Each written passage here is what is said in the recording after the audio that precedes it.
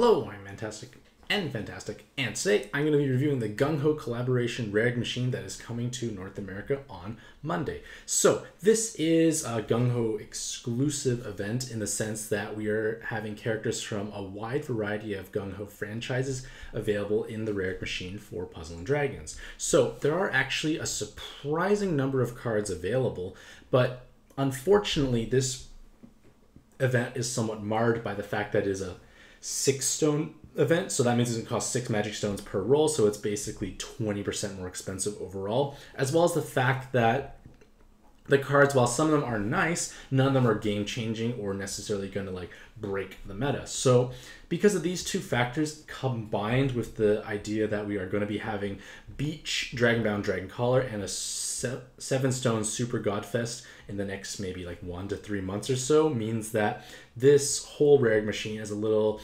less appetizing as a whole. So you could, to a certain extent, kind of just stop watching at this point in time, knowing that the cards are just average to above average. Nothing is going to necessarily shatter or change the meta. But in the interest of being thorough, I want to at least review all the cards and go over the pros and cons of each of them to give you a better understanding as to what you have, because every player will be given a free roll during this event. And while some of the cards may not be that helpful, you never know when buffs may come out, and keeping at least one copy of everything tends to be advantageous. So the GungHo Relic machine event basically has several cards with limit breaking and weapon assist evolutions, as well as super awakenings. So the limit breaking super awakenings are given to cards at random because Yama P, which is a notable individual for JP and GungHo, rolled these cards, so therefore those cards are receiving a buff. So if they can be limit broken, their color will be in blue. They may not necessarily be live as soon as this event hits North America. It might take a bit of time for those buffs to come into play, but they will be there shortly, so this review takes that into account. So remember, blue means you can limit break and possibly gain super awakenings, the question mark. And then weapon assist cards is an evolution that will grant this Awoken Assist Awakening, and that awakening enables the card to grant bonus awakenings to a base monster when it's inherited. But unfortunately, a Weapon Assist evolution is irreversible. Once you make it, it is permanent, so you can't go back in time and change your decision. So just keep that in mind when playing with your cards and deciding if you want to evolve them or not. So all 7-star cards can be acquired through the Monster Exchange system, but because this is a more expensive event, they will cost 5 cards per trade, not the usual 4. So again, there's a higher opportunity cost to gain what essentially amounts to a better than average card. So again, I strongly caution you to think carefully before actually exchanging for any of these monsters. So the first 7-star is Noir, and Noir randomly spawns 4 Dark Orbs from non-Dark Orbs and 1 turn delay to all enemies. It's an 8-turn cooldown. Both components are quite weak on their own, and the fact that they're combined together makes an 8-turn cooldown is a little unfortunate. Her leader skill is 2 times health for dark cards, and then all cards gain 2 times attack when 6 or more combos, and then you get 4 times with 2 sets of dark, and then 6 times with 3 sets of dark. So basically you're a very orb-hungry dark leader, and that is a little problematic because yes, you do have 4 times health, and yes, you can scale up into 144 times, which puts you on par with Vraska and Edward, along with having double 7 combos, so there's high personal damage. But the fact that the multiplier is so orb-hungry means you're not going to be activating on a consistent or regular basis. And because of that, it's going to be challenging to clear content because you're going to end up tanking a lot of hits. So you will probably have to stall for active skills possibly if you use them liberally to pass various floors. You want to have some sort of RCV boosting card like EIR, who has the enhanced heal orb awakenings. But even then, the fact that it's so orb hungry is a little challenging. But thankfully, on that same breath, she has very similar awakenings to Edward. Basically, she just trades out her skill charge for a void damage penetration. So she joins the ranks of the numerous VDP cards with double 7 combo, and the fact that she is balance typing means she can use any killer latent, so you can make a specialized killing machine. The only drawback is that her active skill does not really help you form that 3x3 box because it doesn't generate enough orbs, as well as being on a somewhat lengthy cooldown. And also, to a certain extent, Dark Metatron is kind of outclassing her in most ways, shapes, and forms. So if you have a Dark Metatron, the value of Noir definitely goes down. Relic is another new card that's 7 stars. Their active skill does a fire nuke equal to 20 times attack, and then removes locked orb status. Change the top row into fire orbs on a 7-turn cooldown. So fire attack times 20. Maybe you'll get like, say, 400,000. Depends on how many co-op boost awakening cards you have. So you can have 400,000, maybe 500,000 button damage, which may or may not be enough. But at least you form a row of fire orbs. And that is useful because actually, the fact that his leader skill scales off of only 6 connected fire orbs is important, but the one big drawback is that you have to use an active skill every turn for damage. Now, if you do button a floor and execute it, that active skill clause carries forward to the next floor even if there are preemptives, so you still deal your full multiplier if you button through a floor, so that can be helpful. So in theory, if you face spawns with low enough health, Relic can solve 2 floors in one go.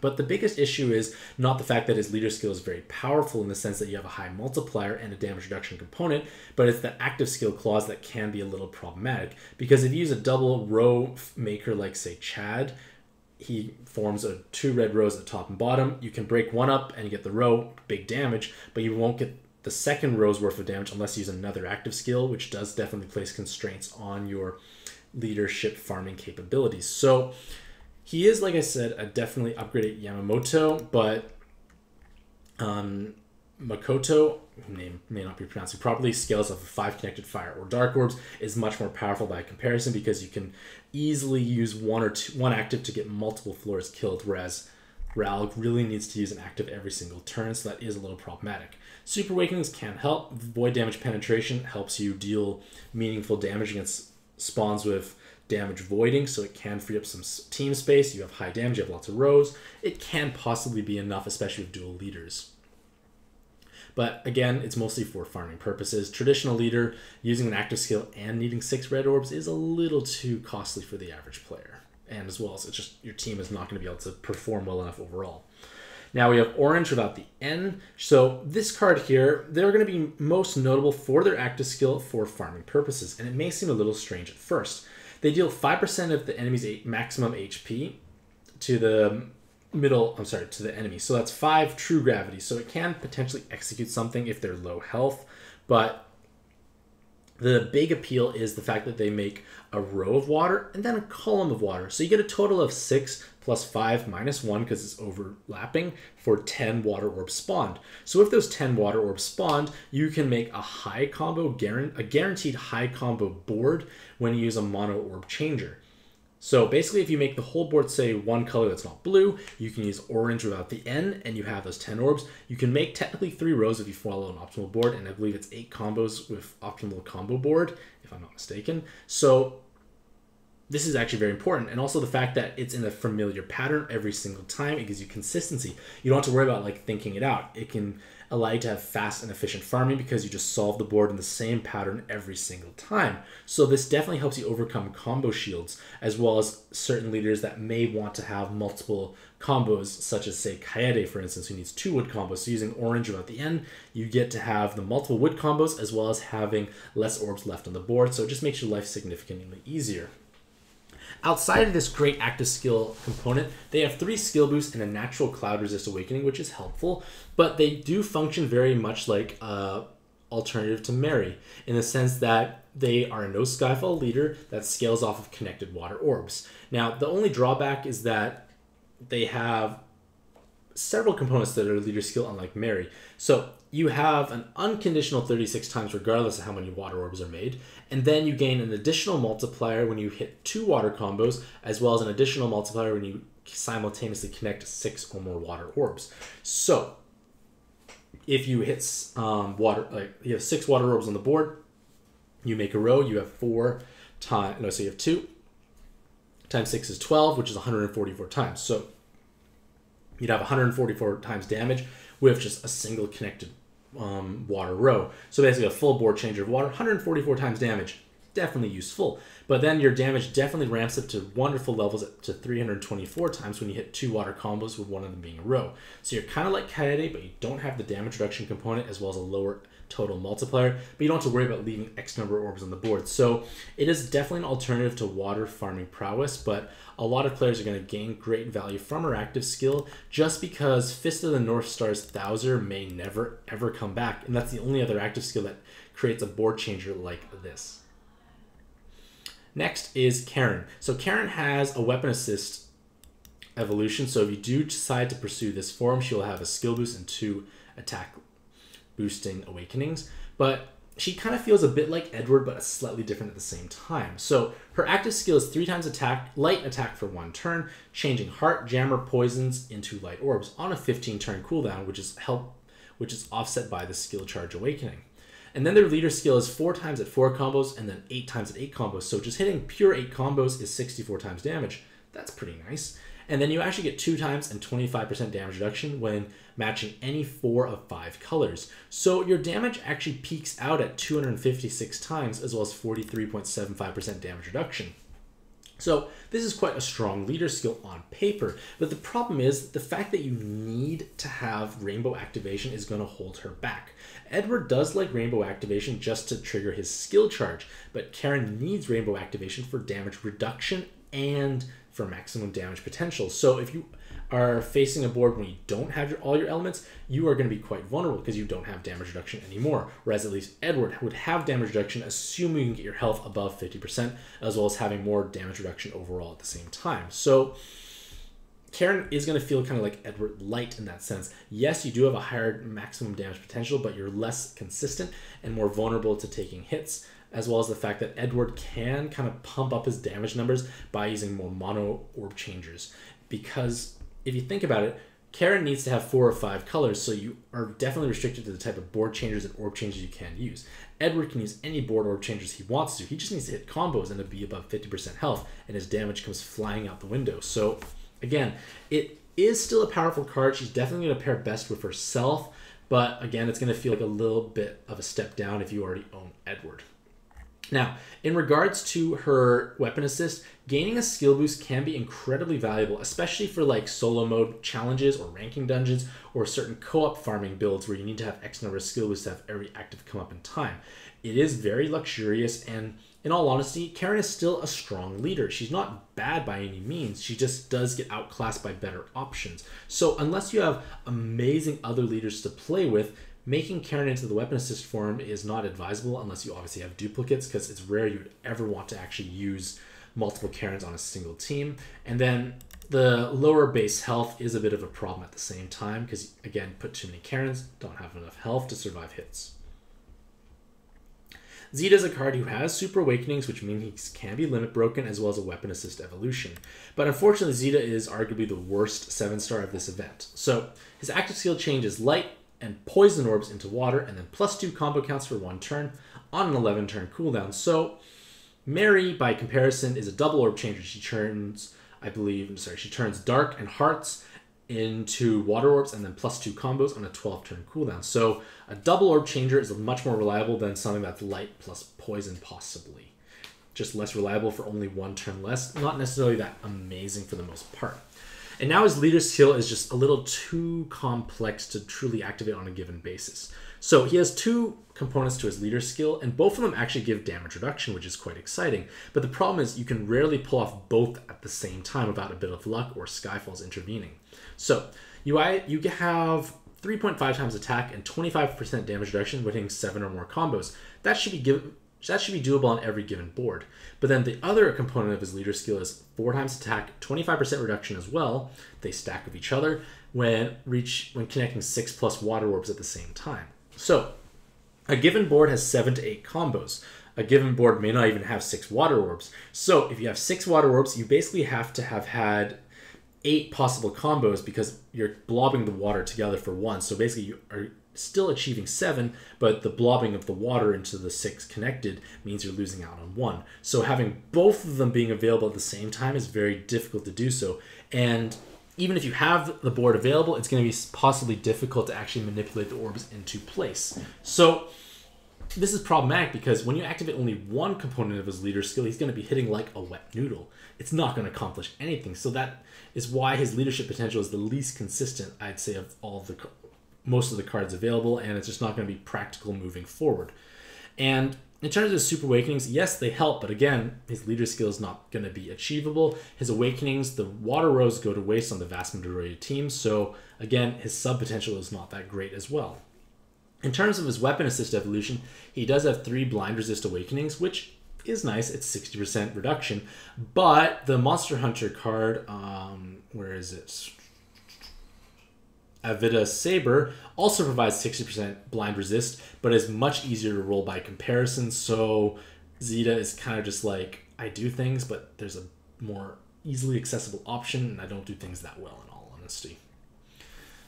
Elena is another new card from Chronomagia, actually, as well. She has an interesting kit overall. So her active skill removes Locked Orb status, and then you get increasing Skyfall of Fire by 15% for 3 turns. So have a chance of more fire orbs appearing. That is helpful, obviously, for mono fire teams. And then you change the whole board to fire and light orbs. So you're basically combining an Ilm active skill with orb unlocking and fire skyfalling on a 15-turn cooldown. So you're paying 3 more turns for those extra perks and benefits. Her leader skill is unfortunately far too orb hungry because you need to really have 3 fire combos to deal meaningful damage. And on a given board, that's not going to happen. Blobbing orbs is easy. You can blob any type of orb. You can blob hearts, jammers, or poisons, and you still get the other leader skill component and damage reduction. But for the most part, you're going to be having damage reduction and no damage output. It's not going to achieve much. But with that being said, Elena is still a strong sub or possibly inherit on a variety of teams. And that is because she has Dragon, Devil, and God Killer Awakenings, which are arguably the top 3 most powerful or popular killers to have. So yes, you need to be facing a spawn of multiple typings for it to take off, but for the most part, you should be having 3 times, and oftentimes, like most of the modest amount of the time, 9 times personal effective damage. So it can be helpful at the same time. With that being said, her Weapon Assist evolution is quite lackluster. I would strongly encourage you not to actually do this because a TPA Awakening is not that meaningful at this point in time, and you're sacrificing a card with nice killer awakenings for a pretty lackluster Weapon Assist evolution. So she is definitely a strong utility card on a variety of teams. You might possibly find her some value in ranking dungeons, especially if they're locked orbs, or you want to have many skyfalls, so it can combine several aspects at the same time. But of course, the orb unlocking mechanic does take more time, so is it better than an Ilm board? It really depends on the dungeon at hand and the team setup you are actually using. Now, one last thing I do want to point out is that Fire does have 2 phenomenal killing options through Tsubaki for Dragon and number 6 for God Killers. So they're more specialized. They're going to be doing much higher damage for the most part compared to Elena. So it can make it a little harder to justify. She's more of a Jill of all trades, whereas Tsubaki and number 6 are much more specialized. And finally, we come to Razer, who is the last 7-star in the GungHo Rare Machine event. So his active skill inflicts 100 times wood damage to a single enemy in exchange for nuking 50% of your health away. May not be enough button damage for the most part. The self-nuking is not enough to trigger things like Vitra or Grimjaw, and the self-nuking can harm various teams as well because, well, your health is lower. And then you also get to change Fire, Dark, Jammers, and Poisons into wood orbs. So that's a nice double orb changer at the same time. It's a very quick charging active skill for the most part. So it can be interesting to use, but again, it may not be practical as a button for farming team purposes, although it is an 8-turn cooldown, so it might be helpful in certain cases. Now, his leader skill is quite interesting. He's kind of similar to Dark Metatron, but he has an interesting twist on it. He gives you 5 times attack to all attribute cards and then 35% damage reduction when health is 80% or more. But when you are 79% or less, you have 10 times damage, and then wood-based cards get actually 1.5 times health and 1.5 times attack. So when you are high health, you have 56.25 times attack damage, which is modest. You can sweep a decent amount of content, especially when you use 7 combo cards and hit 7 or more combos. But then when you're below 80% health, you spike up to 225 times attack, and that's when things really start ramping up. But again, this kind of creates an interesting conundrum or playstyle at the same time. You only have damage reduction when high health, so you can tank big preemptives because you also have a high effective health pool because you have 2.25 times health multiplier and the damage reduction stacking with it. But then once you're below 80%, you lose the damage reduction component, and then you become quite vulnerable at the same time.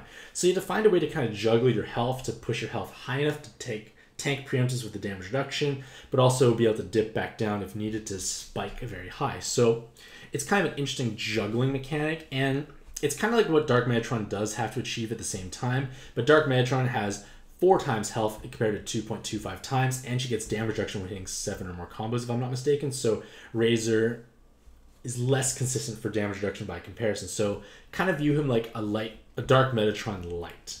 But again, he does have 3 skill boosts. He does have a button, so he might have some merit on farming-based teams. And now his weapon assist evolution is quite lackluster. You have 2 5% team healths and a single time extend. It's not going to be doing that much. And in all honesty, if you have something like Sleipnir or Green Odin who have weapon assists, you get 1 team health awakening. It's not worth sacrificing this beautiful man into a weapon assist evolution unless you have excess duplicates. And now we come into the 6-star cards. So you cannot trade for these, and for the most part, the 6-star cards are not that great, unfortunately. Belial is able to deal 10,000 true damage to all enemies and changing the board to fire, dark, and hard orbs. So you're combining something like kind of Famiel or Lumiel, but with less elements as well overall, along with hard orbs. So that can have some meaning and value. He has 4 TPAs, possibly a 5th with Super Awakenings, but unfortunately TPAs are not that great. You do have 3 skill boosts, so it can be helpful, but the problem is their active skill, while kind of nice, doesn't have many practical applications. Yes, you can laser down high defense spawns like pre-draws or Ps, but then the board changer after, you have to make sure you actually capitalize upon it, otherwise it is wasted. Conversely, if you use it for just the board changer, you're not going to have that much value out of it either, because a tri-elemental board changer, unless you really want those 2 colors, should be on like an 8-turn cooldown, if I'm not mistaken, with no secondary effects, so you're paying additional turns. So the one major area that I can truly foresee Belial having some value is on like Madu or Makoto teams, where they can activate high amounts of damage with just 6 or 5 connected orbs, and the board changer allows you to have a board available and save other orbs, do the connected orbs, hit damage, as well as possibly buttoning through high defense spawns. Might be for farming practices for the most part, but it gives a bit of option. But for traditional teams, not going to be seeing as much value. Mercury gives you the chance to gain wood, Skyfalls for 3 turns, and then 2-turn delay for 2 turns. So you're combining 2 different components that have very little synergy together. Wood Skyfalls are good for just ensuring subsequent boards after you kill something have wood orbs left over, but when you're delaying, you're trying to stall things out possibly. So they don't really go hand in hand. They make you have a 10-turn cooldown, unfortunately. Their leader skill is not important. It's 2 orb hungry. It needs so many wood orbs. It's not really practical for the most part, but their awakenings is what makes them quite exciting. So their awakenings have double Dragon Killer, which is nice, but then they also have these 80% or more enhanced damage when you're above 80% or more health. So this translates into 20.25 times attack damage when above 80% health facing dragon spawns. So that's a very high amount of damage, and it puts them similar to at least Tsubaki and Kiri, except that you have to have the high health claws at the same time. But again, we have a nice dragon killing card in wood, so again it opens up new options for various team compositions. They do have 2 skill boosts, so it can be used on certain farming setups, and with their super awakenings, which only applies in solo mode unfortunately, they can have physical or attacker killer awakenings, which does definitely bolster their damage even further ahead against dragon spawns with those extra typings. So it's nice having the option to gain another dragon killing card in a different color, because it does open up possibilities. But the drawbacks are that the super awakenings only take effect in solo mode, and for the most part, GungHo is starting to release content that is obviously very hard, that requires you to have killers or specialized setups, but they often come with avoid damage mechanics. So having stupidly high amounts of damage on one card without void damage penetration does not do very much good. So that can definitely be a little bit problematic and a bit of a letdown overall, in my opinion. But again, it's a dragon killing card in a different color, opens up possibilities. Shust I feel has the potential to be a strong button option card because they deal water damage equal to 300 times attack to a single enemy, but you reduce your health to 1, and at the same time you create a row of water orbs. But your cooldown is only 15 turns, so this makes them the lowest cooldown 300 times button available. Brachydios is 18 turns. Durendolf, which is coming up for a farmable option, is 25 turns. Basically, Shust is the lowest one, so by having less turns needed to get the active skill up, it does somewhat ease team building compositions for the number of skill boosts one needs to bring to ensure actives come up in time. And the main application for this is as a button inherit. You're not going to be using them in pretty much any other way, unfortunately.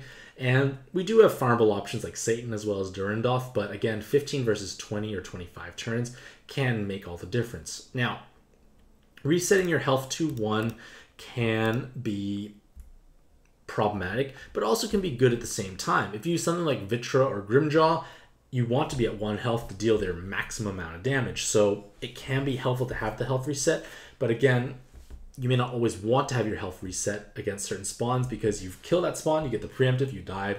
That's not good overall. So you make use of the water row. It can help you obviously with water-based teams. It also can help you get a little bit of extra combos if that's important for some spawns, but Brachydios gives you more combos because it's double rows of jammers versus 1 row of water after you use a mono or board changer. So say a Zeus Dios, pop Brachydios, it's 7 combos with void damage penetration box, whereas with you having Shust, you only can get 4 combos max, but you get a VDP box as well. Next is Artemis.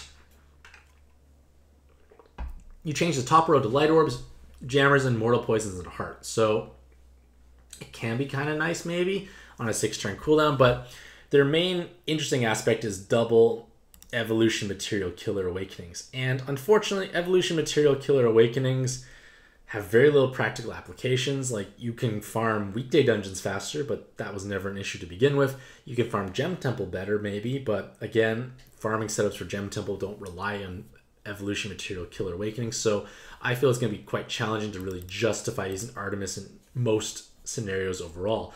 Like, the only time I can foresee Artemis having true value is if we have some sort of special challenge dungeon where we fight some sort of evolution material with a stupendously high amount of health or defense that you need to pierce through. But again, there are better options out there than a 9 times card. It's not that helpful for the most part.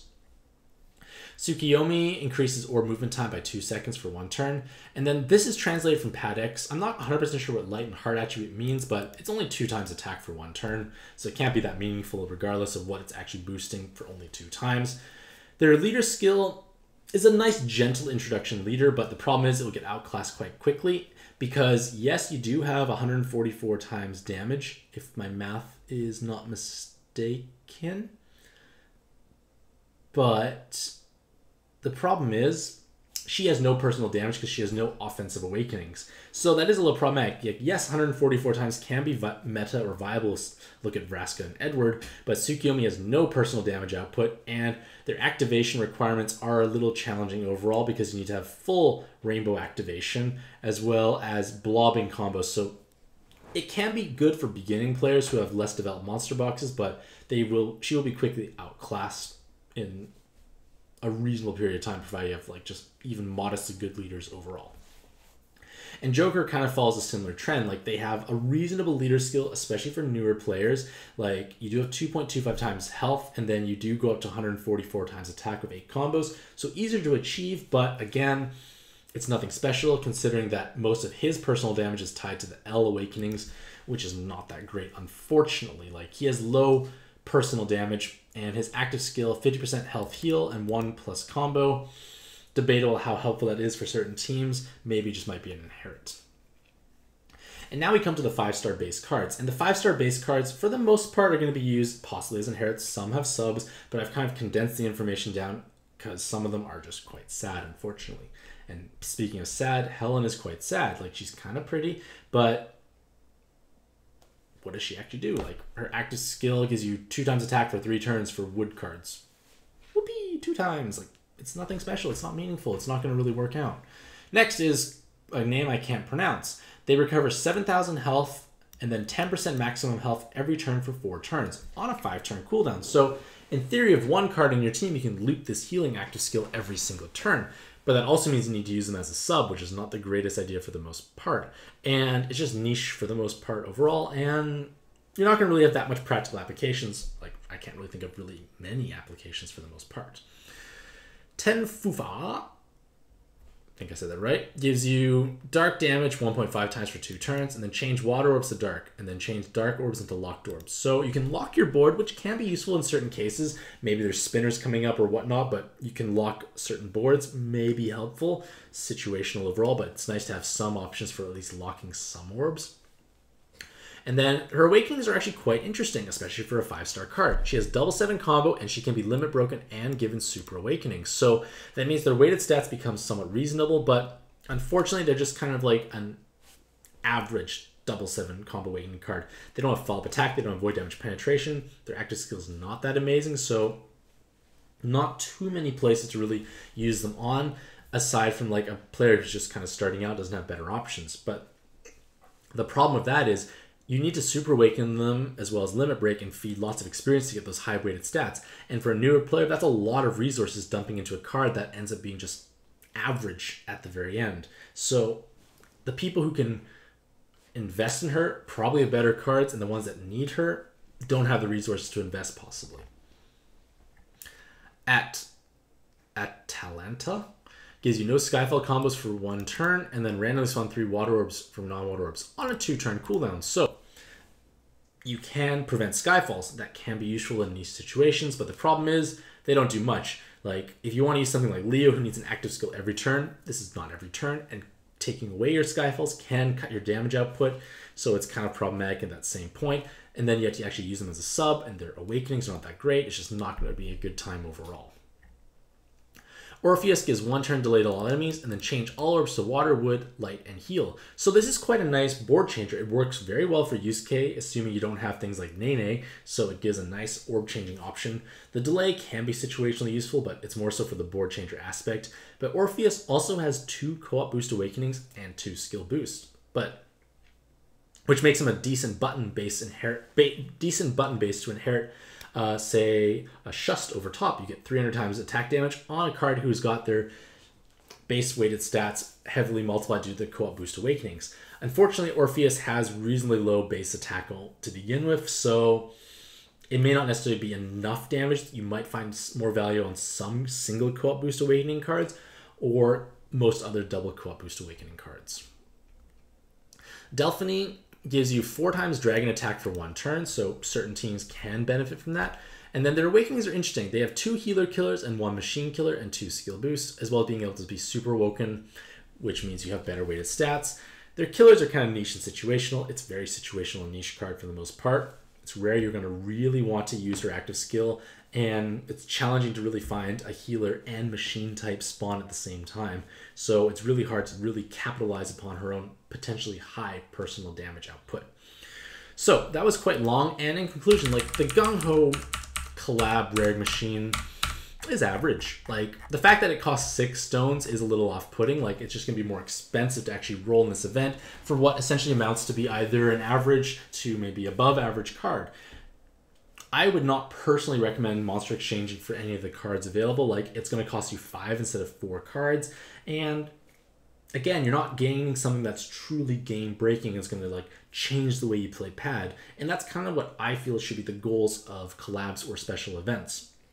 Now, on that, speaking of special events and collabs, we should be gaining the beach rare machine soon because summer is ending. We're entering fall, and that's just the way GungHo North America works. We also should be gaining a 7-stone Super Godfest as well in the near future. I forgot which one would come first. And we also should be gaining, in maybe about 2 months time frame, the revamped Dragonbound Dragon Collar. So we've got 3 exciting and much more powerful events, I'd say, overall for the most part, compared to the GungHo Rare Machine. So I would be personally saving my magic stones for that. But again, everyone's individual box needs are different. Maybe you have certain nostalgic attachments to these cards because you played the other franchises.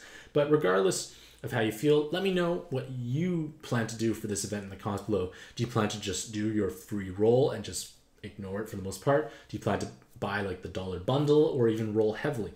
Just let me know what you want to do in the comments below. Hopefully you all have a fantastic day. I wish you all the best of luck in your own pad adventures, and happy puzzling.